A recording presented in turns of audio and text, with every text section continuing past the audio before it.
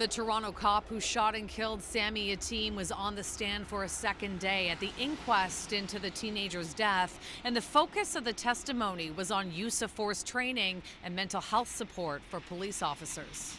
At the time, then Constable James Fursillo worked in 14 Division, and the jury learned it's one of the busiest in the city. Fursillo testified, "You see some atrocious stuff on the road. You see people on the worst day of their life. You see babies dying. You see people struggling, people beat up. It's awful. It's like a meat grinder."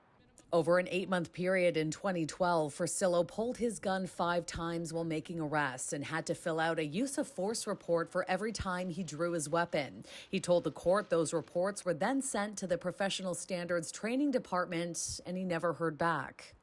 Inquest counsel asked Fursillo if he was ever spoken to by a superior about the stress of those incidents or his emotional well-being.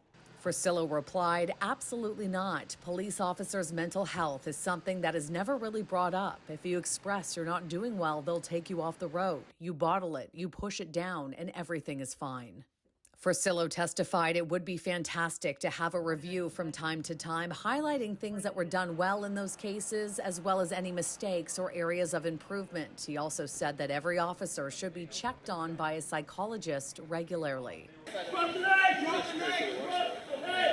Fursillo was acquitted of second-degree murder in relation to the first round of shots fired at Yatim, but was found guilty of attempted murder related to the second volley of bullets. At the time, the 18-year-old was alone on the streetcar experiencing a mental health crisis and was armed with a small knife. On the night Yatim was killed, Fursillo said he was on scene within 30 seconds and described the situation as chaos. At the time, only supervising officers carried tasers, and when asked if there was anything that could have helped him make better decisions in that moment, Fursillo replied, "A taser. A taser would have changed everything." The inquest is scheduled to wrap up on Friday, and then deliberations will begin.